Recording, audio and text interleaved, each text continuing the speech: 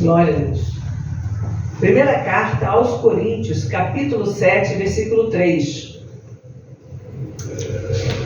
Diz: o marido pague à mulher a devida benevolência e da mesma sorte a mulher ao marido. Querido e eterno Pai, nós estamos aqui, Senhor, diante da Tua palavra. Assim seja, que a Tua palavra não mente. A Tua palavra é a nossa bússola. Amém. A Tua palavra é o nosso alimento. E assim A Tua palavra é a nossa cura. Em nome de Jesus. A Tua palavra é a luz para o nosso caminho. É a lâmpada para os nossos pés. A Tua palavra é vida. A Tua palavra é salvação. É restauração. É renovação. A Tua palavra é tudo que nós precisamos, ó Pai. Em todos os momentos da nossa vida. É o bem mais precioso que alguém pode adquirir, Pai. É o conhecimento da Tua palavra. Porque através dele nós temos temor em nossos corações. Através do conhecimento da Tua palavra, nós temos a redenção dos nossos pecados. Desta forma. E conhecereis a verdade vos libertará. Através da Tua palavra, Pai, nós podemos caminhar, Pai, com mais confiança, com mais segurança, ó Deus, procurando fazer sempre a Tua vontade acima de todas as coisas, Pai. Coloca-se nos nossos corações, eu te peço, temor do Senhor, ó Pai, para que mais e mais nós possamos nos aproximar de Ti, para realizar a Tua vontade, a Tua soberana e maravilhosa vontade, em nome de Jesus. Em nome de Jesus. Aleluia. Nós podemos sentar? Tem deixado, Senhor. Graças a Deus. Eu, como eu falei, esses dias eu vinha meditando, né? Tem 3 temas que eu tinha meditado e esse foi um dos que mais eu fiquei refletindo sobre isso, porque é a nossa realidade no dia a dia. Quando você não está...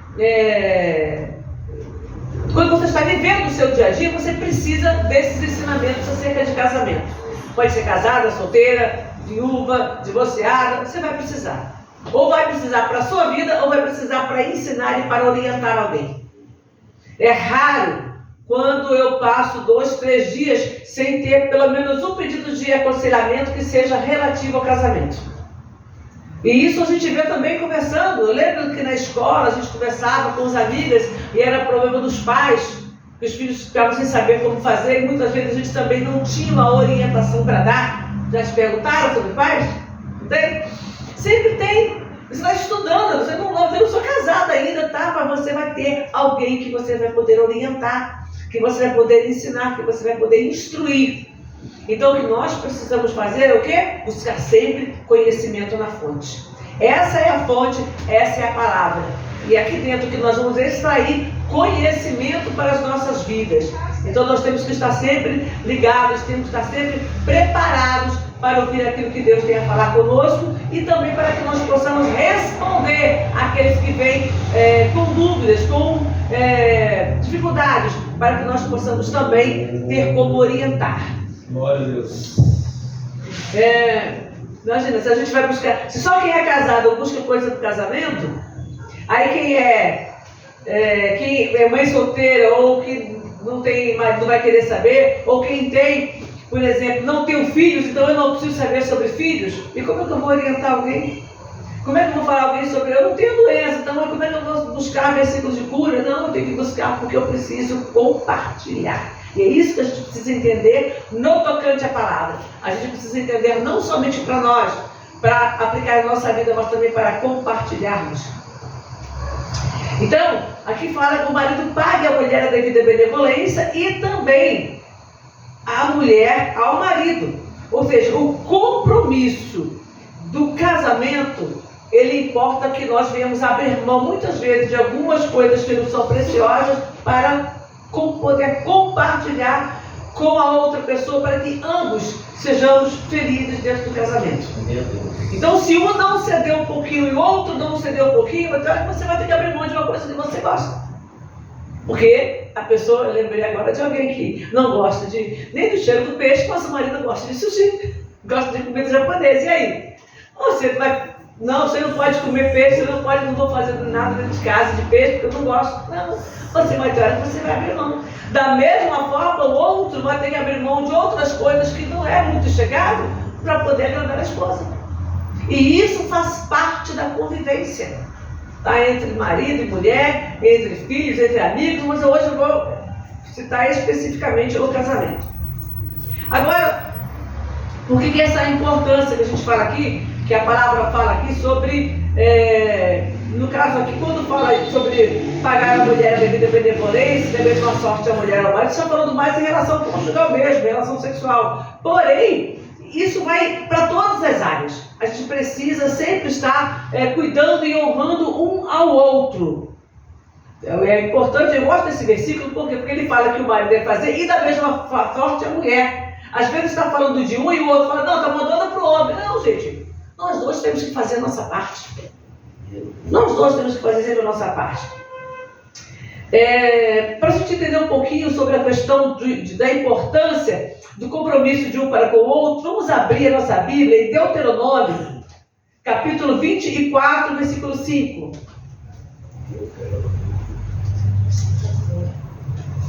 Deuteronômio 24, 5. Quando algum homem tomar uma mulher nova, não sairá à guerra, nem se lhe imporá carga alguma. Por um ano inteiro ficará livre na sua casa e alegrará a sua mulher que tomou. Olha só, casou, eu já falei, desde o começo do mês passado, já, porque hoje já é dia 1º, eu estava conversando com uma jovem que ela estava com planos, estava namorando, estava fazendo faculdade e tal. E aí eu conversando com ela, eu falei, olha, termina a sua faculdade primeiro antes de casar. Porque depois que casa, porque tem muita despesa. Eu falei, não é só a despesa. Por que é importante quando a pessoa se casa, ela ter um tempo? Imagina, trabalhando, estudando, qual é o tempo que esse casal vai ter para se conhecer? Mas eu já conheço, eu não gosto muito tempo. Não tem nada a ver uma coisa com a outra. Dentro do casamento é diferente. Dentro do casamento há um relacionamento de importância, onde os dois precisam estar atentos para ver o outro no dia a dia, para se conhecerem e, olha o que diz a palavra, para alegrar a mulher. O marido ficava um ano sem sair à guerra porque ele precisava alegrar a mulher que ele tomou. Ter contato, estar perto, estar junto, conversar, conhecer melhor a pessoa no dia a dia. Então o casamento, ele tem muita, a palavra, alguns se detêm naquilo que Paulo falou. Paulo diz assim, seria melhor que o homem não tocasse em mulher, mas por causa da prostituição, cada um tenha a sua mulher e cada mulher tem o seu marido, para evitar a fornicação, prostituição, muitas coisas. Mas ele diz, porque os que casam terão o quê? Tribulação na carne. É tribuloso? É. Então você vai ficar atribulado, você fica angustiado, você fica aflito com algumas situações que acontecem, porque você vai ter que conviver com o outro ali, não é aquela namorada assim, brigou, vai cada um para sua casa. Casou, vai cada um para a mesma cama. Olha a diferença, né? Então, é importante nós estarmos preparados. O que vai fazer a diferença não é somente quem é a outra pessoa, mas se eu estou preparado para lidar com a situação. Então eu estava conversando com essa jovem e falei com ela, falei, muito importante você terminar essa faculdade primeiro, porque você, quando casar, você vai ter tempo para o seu marido vai ter tempo para você. Tem casamentos que se desmancham no primeiro ano, porque os dois não têm tempo um para o outro.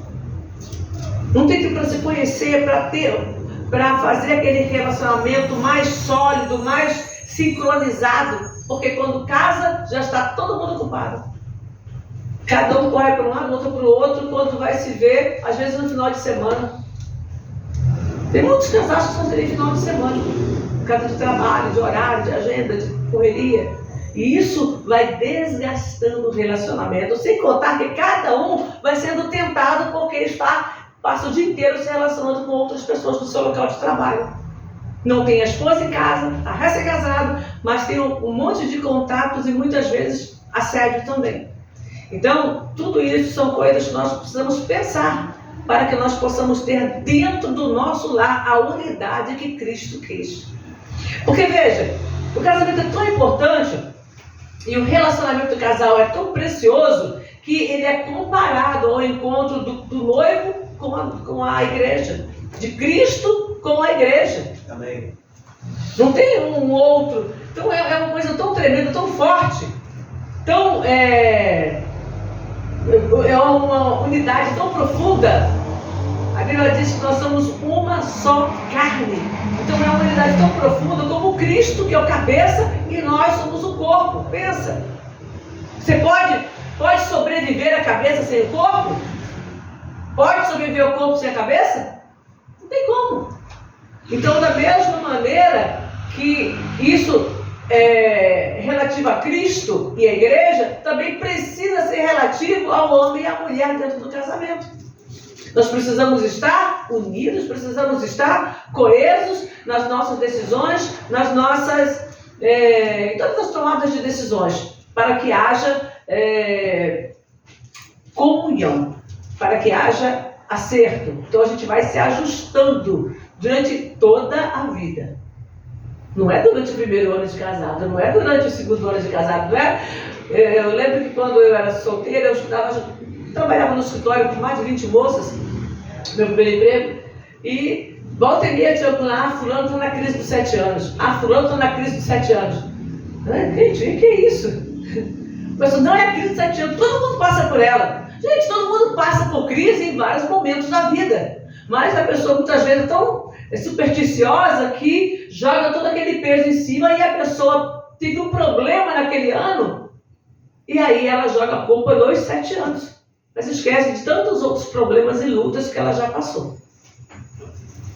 Em Gênesis 2, 24, esse também é um texto bem precioso e muito citado, inclusive nos casamentos.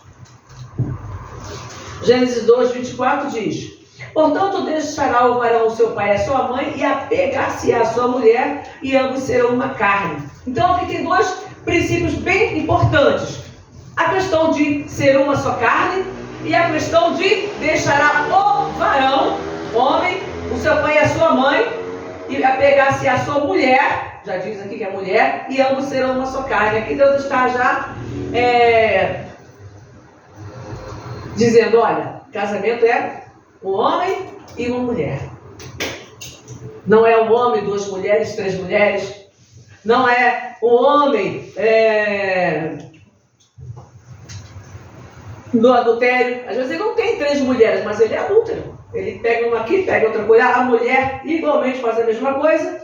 Tá? Então não tem fornicação, não tem adultério, não tem poligamia e nenhum outro tipo de relacionamento que não seja esse aqui dentro dos padrões da Bíblia. Tá? Não é que acontece por aí. Eu estou falando aqui já dentro dos padrões da Bíblia, que é o nosso molde. A Bíblia é a nossa regra de fé e de prática. Não é só fé, é fé e prática. Você não pode dizer que tem fé se a sua prática é diferente do que consta nas Escrituras. Então, eu fiz algumas anotações aqui. Com o passar do tempo, os homens se deram à poligamia. Acredito que em parte isso acontece por causa da concupiscência da carne, ou seja, os desejos da nossa carne façam que você busque. Mas essa questão da poligamia, eu vejo 2 coisas. Em primeiro lugar, essa questão, como eu falei, são os desejos da carne mesmo. A pessoa tem o desejo, naquela época tinha também uma outra questão, que era a falta de homens. Porque havia muitas guerras, não eram poucas. Se você, qualquer livro de história que você vai ver que era briga por terra, era lugares onde tinha mais águas, onde tinha uma grama mais verde, onde tinha uma melhor pastagem. Então eles brigavam por aquele espaço de terra. E muitos que morriam eram homens. Uma boa parte eram homens. Tanto que as mulheres, quando havia guerra, eles matavam os homens e ainda pegavam as mulheres para eles. Porque a cobiça dos olhos. Viam as mulheres bonitas e pegavam por cobiça. Porque, no geral, tinha mais mulheres do que homens. Por isso que havia um homem, às vezes, com várias mulheres. Aí Deus, não que ele estivesse apoiando aquilo ali, mas estava acontecendo. Então, através de Moisés, ele orienta o homem que cada um só pode ter o número de mulheres que ele pudesse sustentar. E que não podia, casando com uma, casou com uma segunda que ele gosta mais, que se apaixonou mais, vai dar mais para ela do que para outra. Não, era para dar tudo igual para todo mundo.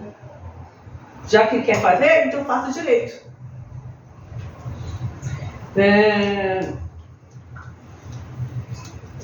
Aí, dentro dessa coisa de sustentar, eu vou dar aqui um testemunho pequeno, rápido, de situações de pessoas que eu atendi, que já terminaram namoro, noivado e até casamento. Sabe por quê? Porque a mulher ficou desempregada.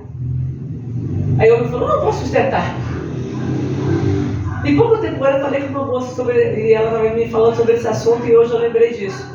Então, pensa, o homem está casado com a mulher ficou desempregada, mas eu não vou te sustentar.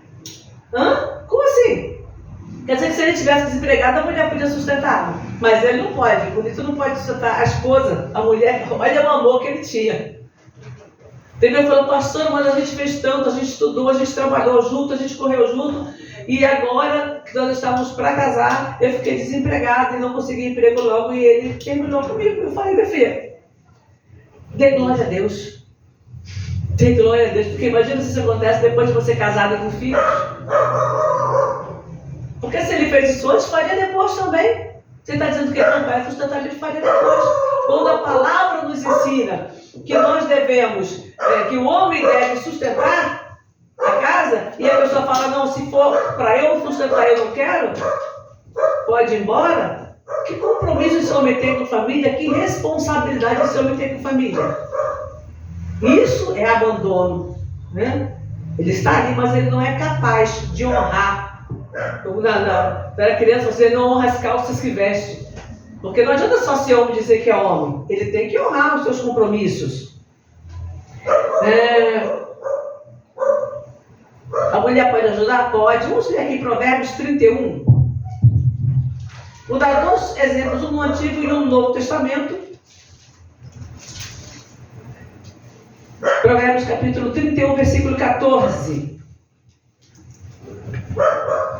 Falando sobre a mulher. Vou começar um pouquinho antes. Cadê? No versículo 10 fala, a mulher virtuosa, quem a achará? Versículo 10.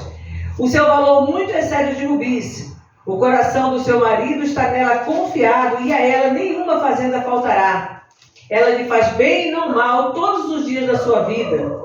Busca lã e linho, olha aqui. Busca lã e linho e trabalha de boa vontade com as suas mãos. É como um navio mercante, de longe traz o seu pão. Ainda de noite se levanta e dá mantimento à sua casa e tarefa às suas servas. Examinam a verdade e adquire-a. Plantam uma via com o fruto de suas mãos. É trabalho mesmo, trabalho material. Cinge os lombos de força e fortalece os braços. E aí vem mais adiante algumas coisas. Então a mulher trabalhando. Em épocas antigas, né? Na época lá dos reis, ela já trabalhava, ela negociava terra, ela plantava, com aquilo que ela ganhou, ela plantava, exatamente vendia. Era uma mulher negociante, tinha marido, não era uma mãe solteira não, ela tinha marido e filhos. O texto que está citando aqui, o marido dela levanta, os filhos levantam, chamando a bem-aventurada, então é uma pessoa ativa. Então podemos ser? Podemos, toda a liberdade. No Novo Testamento, Atos 16, foi esse texto que eu comecei a ler e meditar sobre essa questão de casamento. Atos 16, 14. Fala sobre Lídia. E uma certa mulher chamada Lídia, vendedora de púrpura da cidade de Tiatira e que servia a Deus, nos ouvia. E o Senhor lhe abriu o coração para que estivesse atenta ao que Paulo dizia. A Bíblia não fala sobre a família de Lídia, sobre marido, sobre filhos, tá? Mas eu creio que havia, até porque ela hospeda homens em sua casa. Dificilmente uma mulher hospedava homens em sua casa. Não era só Paulo, eram vários discípulos. Ela os constrangeu e os levou para a casa dela. A Bíblia diz que ela era vendedora de púrpura, que é um tecido caro. E ela Então ela tinha certamente uma boa renda para poder levar homens para casa, para sustentar durante todo o período que eles estavam ali trabalhando para o Senhor. Então, não há problema da mulher trabalhar. Agora, há problema quando... Isso depende até se for homem ou mulher. Digamos, eu estou trabalhando, aí o marido fica desempregado, opa, não quero não. Não tem paciência para esperar um momento difícil, porque amanhã pode ser você também. Um dia é um, outro dia pode ser o outro. E aí? Como fica? É uma só carne ou deixou de ser agora? Na hora que vem a luta, deixa de ser uma só carne? Então nós temos que pensar nisso, porque vem questão financeira, vem questão de saúde, problemas que acontecem. Então nós temos que estar juntos. Ser uma só carne é justamente para isso, para que nós possamos estar juntos e superar juntos as dificuldades. Está escrito no livro de Cantares, um cordão de 3 dobras não se quebra tão depressa. Você, seu marido, mas fortalecendo esse elo, o Senhor. Aleluia. O que não podemos esquecer é que existem princípios divinos para o casamento. O casamento não ele começa lá com Deus. Ele começa lá no Éden. Deus já fala lá no Éden, Deus levanta uma mulher. E uma coisa interessante, a gente não vai ler não, só falar para ganhar tempo. Quando Deus vê que a mulher estava sozinha, Deus fala assim, não é bom que o homem esteja só. Eu vou fazer para ele uma ajudadora. E aí ele faz a ajudadora logo em seguida? Não. Ele chama Adão e manda Adão colocar nome em todos os animais. Mas o que tem a ver uma coisa com a outra? Durante muito tempo eu fiquei intrigada. O que tem a ver no meio da conversa?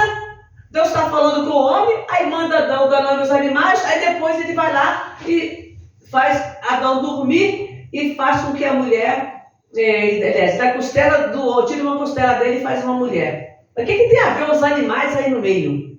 E eu levei um tempo para descobrir isso. Quando Deus manda Adão colocar nome nos animais, ele passa a atentar que cada animal tem a sua parceira, tem a sua fêmea. E isso porque às vezes nós estamos fazendo uma série de coisas, nós não estamos atentos a determinados detalhes. Para Adão aquilo era comum. Afinal, quando ele foi criado por Deus, todos os animais já estavam criados e todos tinham uma parceira, vamos colocar assim, uma fêmea. O macho tinha sua fêmea, mas aquilo era normal, que ele já viu e ele não atentou para aquilo. Quando ele começa a dar nome um a um, aí ele, opa, tigre e tigresa, leão e leoa, aí vai indo. E aquilo certamente despertou nele um pouco mais sobre a questão da parceria. E aí Deus vai lá, faz ele dormir e prepara para ele uma varoa.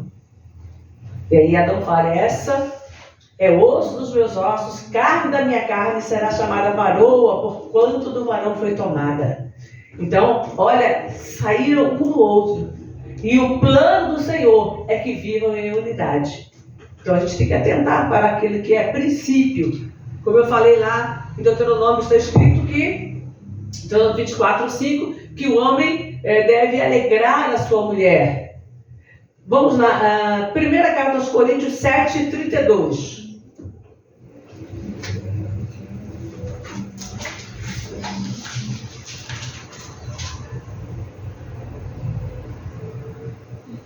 E bem quisera eu, agora Paulo falando, aquele texto que eu citei no começo. E bem quisera eu que estivesse sem cuidado.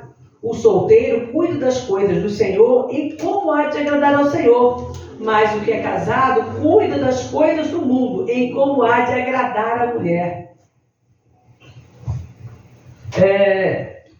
Versículo 34. A diferença entre a mulher casada e a virgem. A solteira cuida das coisas do Senhor para ser santa, tanto no corpo como no espírito. Porém, a casada cuida das coisas do mundo em como há de agradar ao marido. Olha aí, de novo.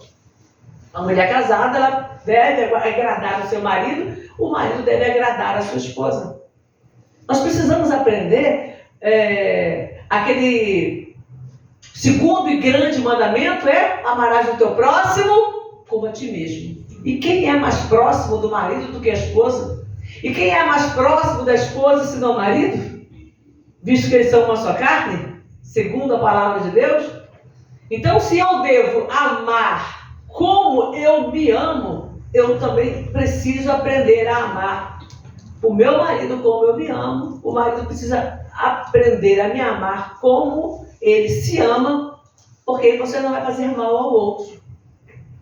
Continuamente. Todos os dias hoje. Não vou falar que é diferente não. Todos os dias. Se você abrir o jornal, você vai ver algum assassinato. Mulher que matou o marido que tem mais feminicídio, mas também mulheres matando seus maridos. Isso não é um caso aqui ou acolá. Não. Todos os dias. E não vou nem falar do mundo, não, no nosso país. Todos os dias tem gente matando a sua parceira, o seu parceiro. Às vezes nem marido é namorado. Começou a namorar, a mulher largou, o outro é psicopata, é doido. Aí vai lá e mata. Que amor é esse, gente? Aonde isso é amor? Nunca! Nunca que isso é amor. Amor é próprio, só se for. Só eu.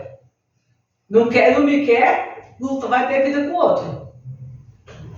Então nós precisamos aprender o que a palavra ensina pra gente. Que a mulher deve agradar o marido e o marido deve agradar a mulher. E que ambos devem amar ao próximo como a si mesmo. Jamais destruição. Se eu jamais vou querer destruir meu corpo.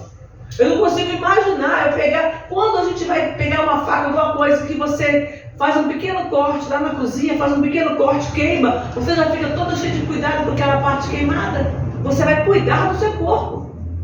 Como é que eu vou imaginar eu dar uma facada, eu dar um tiro? Não tem como, só quando a pessoa está totalmente fora de si. A mesma coisa no tocante ao marido, a mesma coisa no tocante à esposa. Então eu tenho que entender isso, para que eu possa construir um lar saudável, emocionalmente saudável. O 1 Coríntios 7,3 nós já lemos, cada um pague ao outro a devida benevolência, tá? Então, uma coisa importante também dentro disso aí que a gente tem falado, cada um pague a outro a devida benevolência. Quando você resolve contrair matrimônio com alguém, quando você resolve casar, se aliançar com alguém, a primeira coisa que a gente precisa aprender é deixar de lado as amarguras. Tem muita gente que casa tão cheia de traumas, porque teve um lar destruído, porque teve um pai ruim, porque teve uma mãe ruim, e ela acaba trazendo ou até mesmo um relacionamento anterior ruim, e ela acaba levando para o novo casamento aquele monte de traumas, aquele monte de amargura, e aí o casamento está fadado a ser destruído. E aí depois começa a falar, não, que não tem homem que preste. Aí o homem não tem mulher que preste. Por quê? Porque eles já tiveram experiências. Ou dentro de casa, vendo os pais, ou algum relacionamento errado. Ele fez uma escolha errada, não consegue assumir que fez a escolha errada e generaliza, como se ninguém prestasse. E a gente vê tanta gente que realmente está empenhado em fazer o que a palavra fala. Tem gente que nem crente é, mas ele vive de acordo com os princípios que a Bíblia ensina. O marido realmente respeita a mulher, tanto que não é crente, mas respeita a mulher muito mais do que certos crentes. Tem uma mulher que não é crente, mas respeita muito mais o marido do que outra que está lá na igreja de roupão e de joelho no chão. Tem que ter temor de Deus, não é participar de uma igreja, um vínculo religioso. Você precisa temer ao Senhor. Tá? Deixa as amarguras, deixa de lado tudo aquilo que te entristece, tudo aquilo que de alguma forma feriu o teu coração e se liberta disso. Procura viver para a glória de Deus. Não veja os maus exemplos para se fechar. Veja os bons exemplos. Quando eu estou andando na rua, eu não fico olhando coisa errada, não. Eu fico olhando quando eu vejo um casal, né, cuidadoso um com o outro, atencioso com o outro. Eu acho bonito, eu presto mais atenção nisso do que no que está fazendo grosseria. Às vezes eu nem atento. para isso. Mas quando eu vejo um casal que está cuidando bem, aí eu olho para aquele ali e fico observando. Porque eu acho bonito. E é o exemplo que deve ser seguido. Então, se eu parar de olhar para o erro e focar naquilo que é bom, eu vou ser muito mais feliz. Eu vi uma reportagem hoje que eu achei bem interessante. As pessoas, porque eu sempre fico preocupada quando eu vejo as pessoas falando mal da mulher, falando mal do marido, falando mal do bicho, falando mal não sei o que, falando mal não sei o que, sempre falando mal, é só falar mal. E aí eu achei uma coisa interessante, não sei onde aí, tinha um avião, acho que era um avião de pequeno porte, e ele foi usado para resgatar uma pessoa que estava muito mal, precisava ir para um lugar perto de um hospital e não tinha lá um campo de aviação. Né? O helicóptero era mais fácil, mas era um avião. E tinha um lugar que já estava chegando à noite. Então eles não tinham como fazer uma aterrissagem, o pouso, sem iluminação na pista. E aí o pessoal da cidade se reuniu, um monte de gente num lugar, tipo uma estrada grande, eu não sei exatamente o que era, porque estava de noite. Posicionaram duas fileiras de carro, todos eles com a farol ligado e fizeram um campo de pouso. O avião vem, faz todo aquele percurso ali iluminado para poder salvar aquela vida. Quantas pessoas se uniram para salvar uma vida? Então sim, tem muita gente boa e prestativa. Isso acontece em todas as áreas. Então, nós não podemos ficar olhando os casamentos errados, olhando as pessoas que mataram, que fizeram, que aconteceram, e trazendo isso para a minha vida como amargura para que eu não construa nada. Eu tenho que olhar para quem fez, para quem deu certo, para que eu também possa, eu tenho que me espelhar nessas pessoas e fundamentar as minhas atitudes naquilo que está escrito. Porque a palavra que tem que prevalecer não é dos outros. A palavra que tem que prevalecer na minha vida é a palavra de Deus. É aquilo que a palavra manda. E aí eu vou conseguir êxito naquilo que eu quero. Amém? Vamos ficar de pé e vamos orar.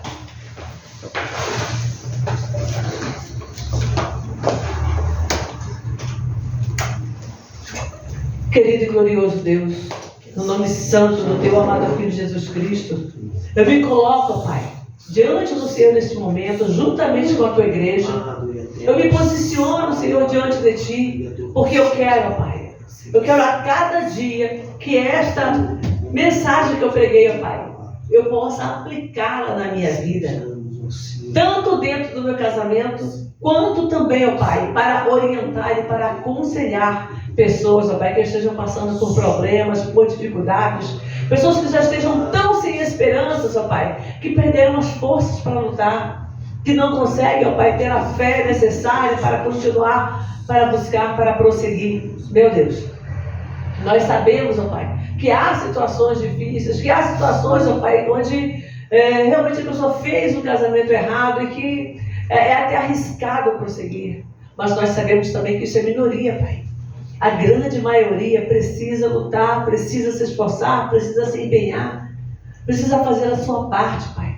Cada um fazendo a sua parte. Porque quando nós fazemos a nossa parte, nós somos também exemplo para o outro, para que ele atente, para que ele acorde e também comece a fazer a sua parte, Pai. Porque, ó Deus, é quando nós trabalhamos em conjunto, é quando nós buscamos ao Senhor para dentro da nossa casa, é quando nós oramos, ó Pai, quando nós clamamos ao Senhor, que o Senhor se manifesta, Pai, em todas as áreas, e especialmente na área do casamento, porque, ó Deus, foi um juramento feito no teu altar, é um propósito do Senhor desde a criação do mundo. Meu Deus, o primeiro casal foi o Senhor que uniu. Nós hoje fazemos escolhas, mas o primeiro foi o Senhor que uniu, o Senhor que preparou Eva para Adão. Tiveram problemas, sim, mas, ó Deus, conseguiram superar os problemas e viveram muitos anos. Meu Deus eterno, que nós possamos estar aqui a cada dia na tua presença, que nós possamos estar a cada dia no teu altar, examinando as Escrituras, para tirar delas vida eterna. para tirarmos dela, Pai, capacidade para viver aqui nessa terra da melhor maneira possível. Meu Deus, eu estou orando, estou apresentando ao Senhor cada casamento, Pai, aqui dessa igreja, cada casal desta igreja, aqueles que ainda vão construir matrimônio, aqueles que já estão casados, já estão unidos, Pai, que o Senhor nos dê capacidade. Oramos também pelos nossos filhos, para que o Senhor possa abençoar cada matrimônio, cada união. Meu Deus poderoso, que nós possamos, ó Deus, também ensinar as mulheres, ensinar os moços, ó Pai, para que possam viver bem. Querido Deus, oro, Senhor, e te peço em nome do teu amado Filho Jesus Cristo, que a bênção do Senhor, a bênção da unidade, da comunhão e do amor esteja sobre a vida de cada casal, sobre cada família, em nome de Jesus, em nome de Jesus. Amém e graças a Deus. Glória a Jesus. Os irmãos podem sentar.